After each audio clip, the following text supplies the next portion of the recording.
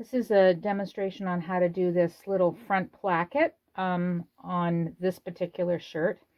There's different ways to do a placket. This one happens to be all in one piece, so you don't have to cut a separate piece to do this placket. And it's a little more tailored, definitely in the higher end way of sewing. So I'm going to show you with your pieces here. We'll move this little guy out of the way. So you've got your two pieces. You should have cut out a left and a right, as I've done here. Now, something I want to show you just in case you haven't already figured this out. So this is a left and a right piece. If you put them so that they're on top of each other, they're actually the same size. Okay, if you've cut them correctly, they should be the same size. So the difference are the lines that are going down the front. Okay, so one side being for a buttonhole, one side being for the buttons. This has got a lot of marks on it, this sheet, but the left side on this is actually the side where the buttons go, and the right side is the buttonhole. Now that's traditionally more of a feminine side way of doing your buttonholes. Probably the way that most shirts, even Levi's, any of those kind of brands, they usually all have the buttonholes on the left side and the buttons on the right. So you can change this pattern if you want, if you decide to do it later on or whatever, or you can make a note on it that, you know, if you were going to do this so that the buttonholes were on this side, you would want your lines or your folds to be 1/2 inch from the center of the shirt, then 1 inch away, and then another inch. Okay, on the side where you have the buttons going, there are actually two folds. The first fold is 1 inch from the edge, and the second fold is another inch in. This line here indicates the actual center front line of the shirt. So you're not really folding this. When all of these lines are folded, they will go back, and this 1/2 inch mark will actually be about 1/2 inch behind where these are folded. The other difference is where the interfacing goes. So on the button side, the interfacing goes in the first inch, right along their edge. In the buttonhole side, there's actually 1/2 inch that does not have any interfacing in it. Now, if you use a really lightweight interfacing, then you could actually interface this whole side. The idea is that you want to have at least 3 layers of fabric before you sew your buttons or your buttonholes on, in order to give you the stability and a bit of strength for the buttonholes and the buttons, so that they don't wave or rip or tear or out. Okay, so I'm going to move these pieces out of the way, and now I'm going to pull my pieces out. So I'm going to start with this side. So this side is actually the right side of the shirt, because I've got the wrong side standing up. So this will be the side where the actual buttons are going on. Okay, so I've got my strip of interfacing, and it's 1 inch wide. I've got the fusible part down, so I'm just going to fuse this in place here. So I'm going to give it a really good fuse. Let my iron sort of sit on there. A trick that I have for interfacing in order to get it to actually adhere is I will fuse my interfacing, and then I will let the piece rest. So sometimes if I'm cutting something out and I have interfacing to apply to the collar, the cuff, down the fronts, any area that I am using interfacing, I will maybe cut my pieces out, and I will apply the interfacing and then leave them all sitting on my ironing board before I move them around. The idea is that this has a glue in it. So what happens is when the iron hits it, the glue kind of gets soft and melty, and so you want it to adhere to the fabric. So if you pick it up as soon as you press it, the glue maybe is still soft, and it hasn't actually formed a bond with the fabric. So the idea is to kind of let it sit for a minute or two, or overnight, whatever. Okay, so that's just a trick with most fusible interfacings. All right, so this piece here, on here, you can see this, I'm going to fuse this down the center. And you notice I don't roll my iron too much around. I kind of place it and then pick it up and place it, because I don't want to move either my fabric or my interfacing until it started to adhere. Now, some interfacings tell you they have to be no steam. I don't find, you know, that's not a problem with this particular stuff. This is a Pellon. It's actually by Heat and Bond, and I just find it works pretty good. So I'm just going to let that sit there for a minute. Maybe I'll move this out of the way. So I'm going to take this piece because it's dried now.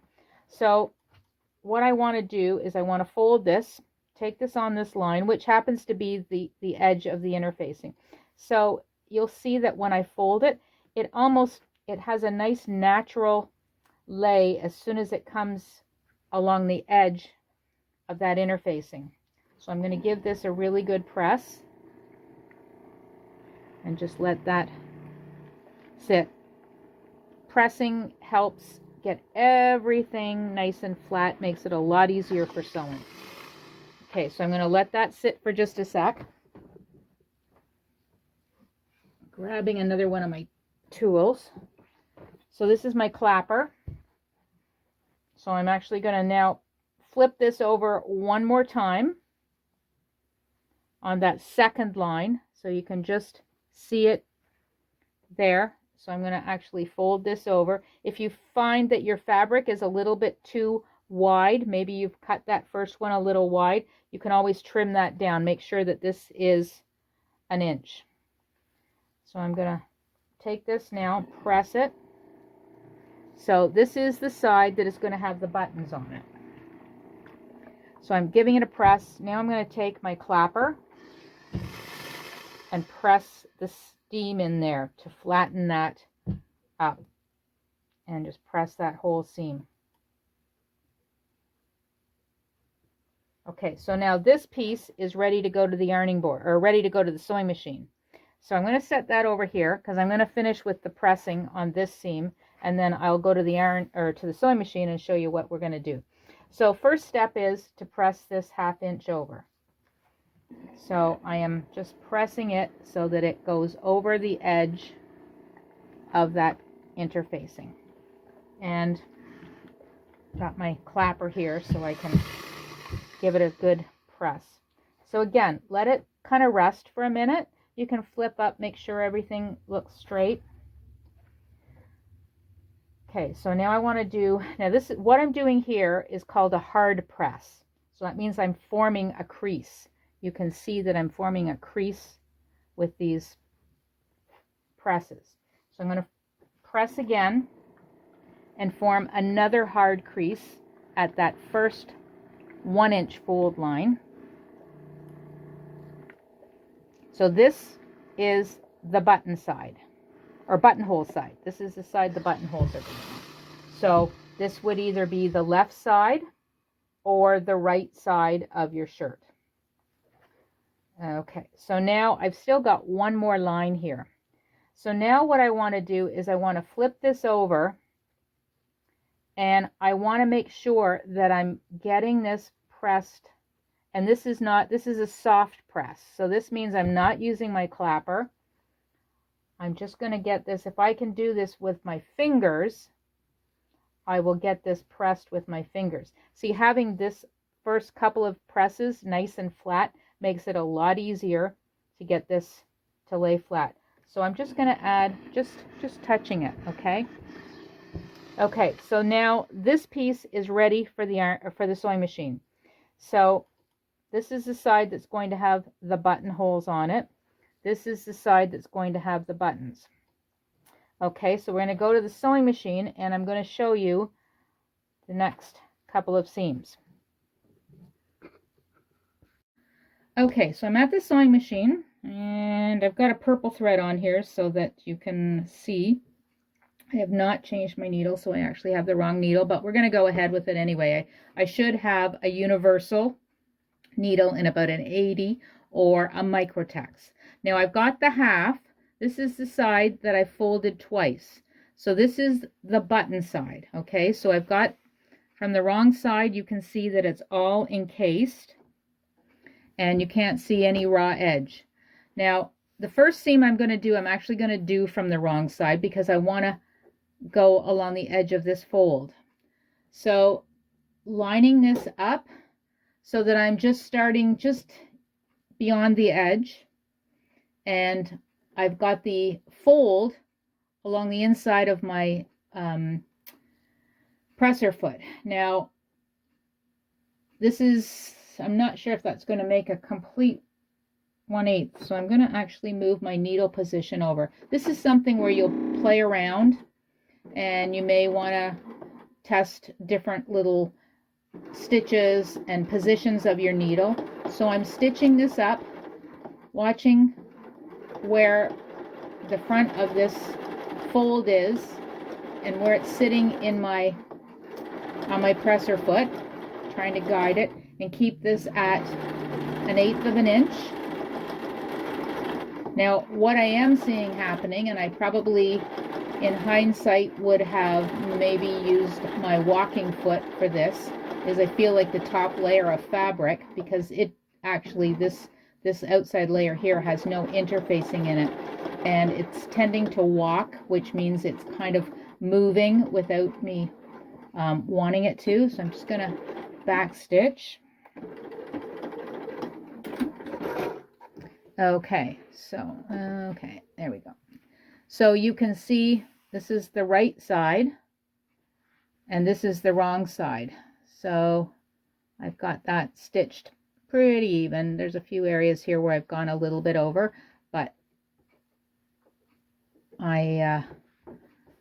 this is the buttonhole side, so it's actually going to be down, but you know, I think it's pretty good. I always look at what it looks like on this side, even though I always tell you, make sure everything looks proper on the inside as well as the outside. All right, so now I want to do this edge. Now this is an optional stitch. You don't necessarily have to do this. A lot of shirts don't have this, but I'm just going to show you here. Now I'm going to have to move my needle position over because I had it in a different spot. And I'm just going to stitch along. So I'm sort of tugging this. I'm kind of taking on this side of the presser foot, and over on the other side at the bottom, I'm kind of pulling on the fold side, just kind of almost like on a bias stretch, just to keep the fabric to lay flat. Now I could have pinned this, and you may want to pin this for accuracy, but I do like to sew with very little pins, and that's where I find if you do a lot of proper pressing, sometimes you have to use a little bit of a fusible glue or something in areas to keep things in place. Okay, and here, let's turn this off. Okay, so now you can see my buttonhole side. Okay, so this is all, whoops, let's get it in there. So this is all top stitch. On the reverse, you can see how I've got along the fold here. Okay, so now we're going to go to the button side, or buttonhole side. Boy, I'm going to get you, I don't want to get you confused. So remember, we have this folded here. So it's folded a half, folded one, and then this is now just a crease. Now this may be where you want to put a few pins. So I am going to put a couple pins in here. And what I like to do is I like to kind of feel it, make sure that you feel the edge of that fold right next to the crease here. So I'm just going to put a pin here in the middle, and you see how I'm going actually along the same way as I'm going to be stitching. That's so I don't have to take these pins out as I go. Sometimes stopping and starting is a little harder to do. Okay, so now I'm going to be doing a row of stitching at 1/8 right along this folded edge. Okay, this edge is still loose. Okay, we haven't done anything with it yet, and this is the wrong side of my fabric. So I'm going to bring this down, and I'm going to stitch along here, and I try to feel as I go, make sure that it feels like I'm catching all my layers. Oh, and my thread broke. Wow. Okay, just give me a minute here. Let's rethread this machine. That doesn't happen very often. Okay, so I'm going to lift this up, and you can see I've got a bit of a mess back there. All right, thread here. I like to have a nice clean cut when I'm threading that needle. So, and get my finger out of the way because that doesn't help when it pulls it back through.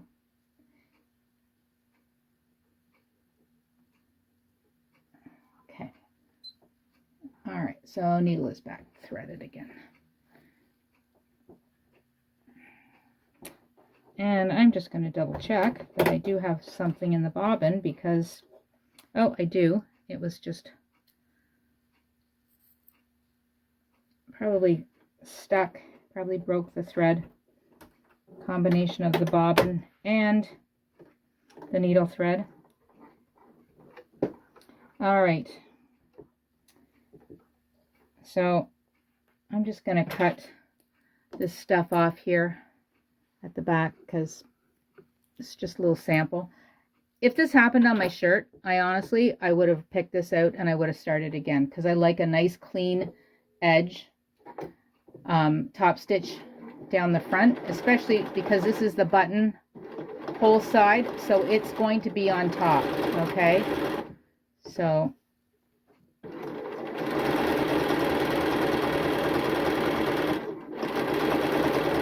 again, you know, you may want to put a few more pins in than I have. Okay, back stitch, and I'm actually just gonna take this off of here. Oh, well, obviously there is something wrong with my bobbin because it's catching.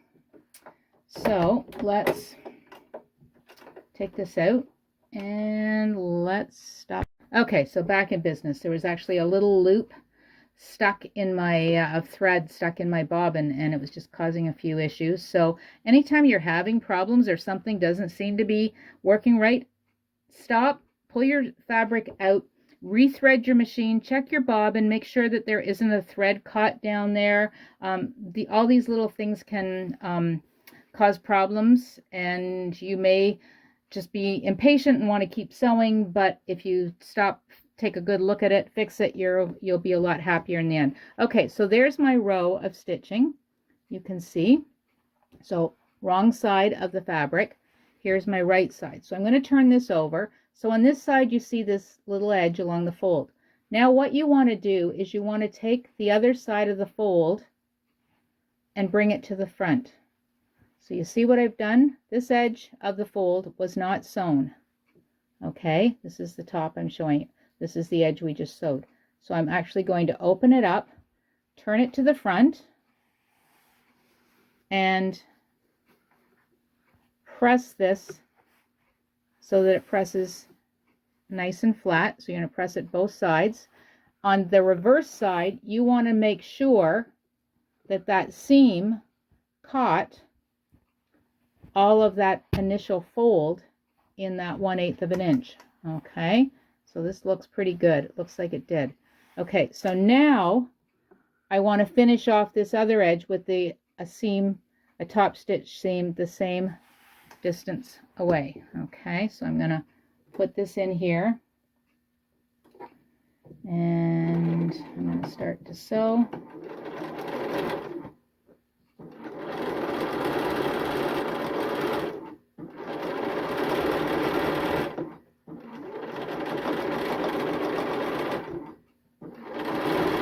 And I I've already stopped looking at my thing at the front in my presser foot, so I know I've got a wiggly line,